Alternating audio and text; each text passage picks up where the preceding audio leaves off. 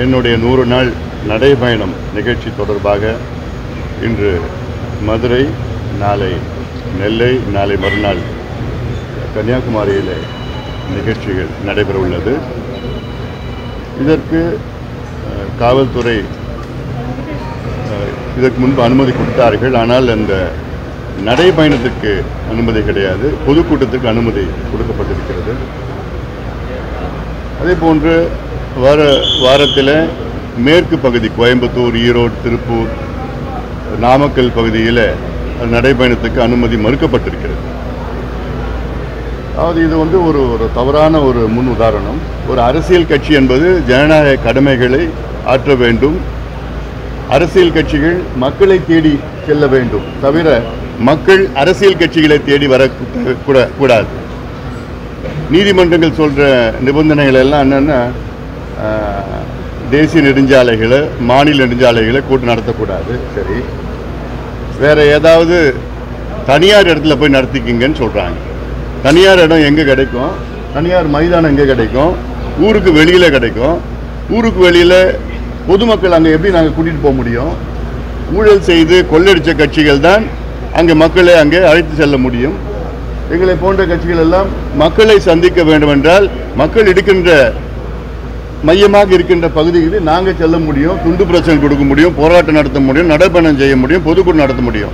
அங்கே தான் நடத்தணும். அப்போ தான் மக்களுக்கு தெரியும் என்ன பிரச்சனை இருக்கிறது, ஆளுங்கட்சி என்னென்ன ஊழல் செய்திருக்கின்றார்கள், மக்கள் விரோத திட்டங்களை ஆளுங்கட்சி கொண்டு வந்திருக்கின்றார்கள் எல்லாம் சொல்ல எங்களால் முடியும். அப்போ தான் அதனால் இந்த நிபந்தனைகள் எல்லாம் தவிர்க்க வேண்டும். எங்களுக்கு எந்தெந்த இடமோ மக்கள் நடமாடுகின்ற இடத்தில் மக்களுக்கு, பொதுமக்களுக்கு இடைஞ்சல் இல்லாத எங்களுக்கு அனுமதி வழங்க வேண்டும். ஒன்று. அடுத்தது, கடந்த 3 ஆண்டுகளில் தமிழ்நாட்டிலே 1968 விவசாயிகள் தற்கொலை செய்து கொண்டார்கள். இது எவ்வளோ ஒரு மோசமான ஒரு மாநிலத்தில் நாம் இருக்கின்றோம், ஒரு மோசமான ஒரு ஆட்சியிலே நாம் இருக்கின்றோம். நமக்கு உணவளிக்கின்ற கடவுள் விவசாயிகள். 3 ஆண்டுகளில் 1968 விவசாயிகள் தமிழ்நாட்டிலே தற்கொலை செய்து கொண்டிருக்கின்றார்கள். தற்கொலை. ஒரு விவசாயிகளுடன் தற்கொலை செய்யக்கூடாது. இதுதான் அரசினுடைய கடமை. ஆனால் முதலமைச்சர் ஸ்டாலின் அவர்களுக்கும் விவசாயத்துக்கும் சம்பந்தம் இல்லை, முதலமைச்சர் ஸ்டாலின் அவர்களுக்கும் எதுக்கும் சம்பந்தம் கிடையாது. என்ன நடக்குதுன்னு தெரியல அவருக்கு.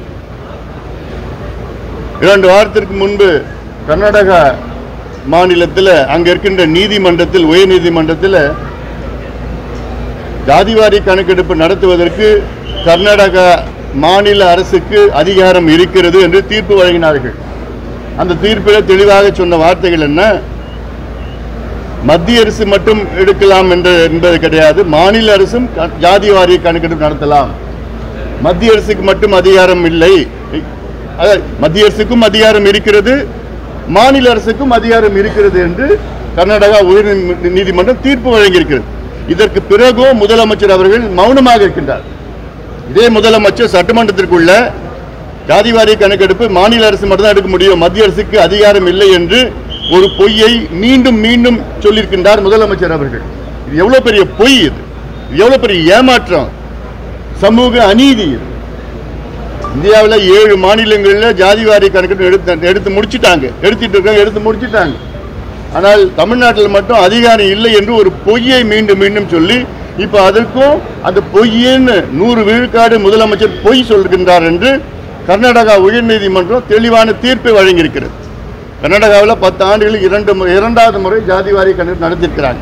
ஜாதிவாரி கணக்கெடுப்பு நடப்பது இது ஜாதி பிரச்சனை கிடையாது, தமிழ்நாட்டினுடைய சமூக நீதி பிரச்சனை. தமிழ்நாட்டில் உள்ள அனைத்து சமூகங்களுடைய நிலை, சமூக பொருளாதார கல்வி பின்தங்கிய நிலை எடுப்பது தான் ஜாதிவாரி கணக்கெடுப்பு. அதை எடுத்து அதுக்கேற்ப நடவடிக்கைகளில் ஈடுபட வேண்டும்.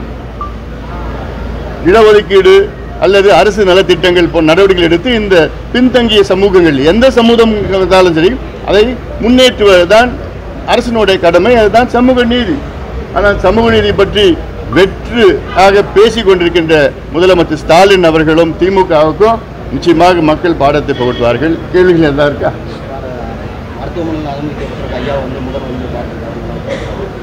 அதாவது மருத்துவர் ஐயா அவர்கள் நேற்று மாலை சென்னை அப்போலோ மருத்துவமனையில் அனுமதிக்கப்பட்ட காரணம் வந்து ஒரு செக்கப், அவ்வளோதான். ஐயாவுக்கு எந்த சிம்டம்ஸ் எதுவும் கிடையாது.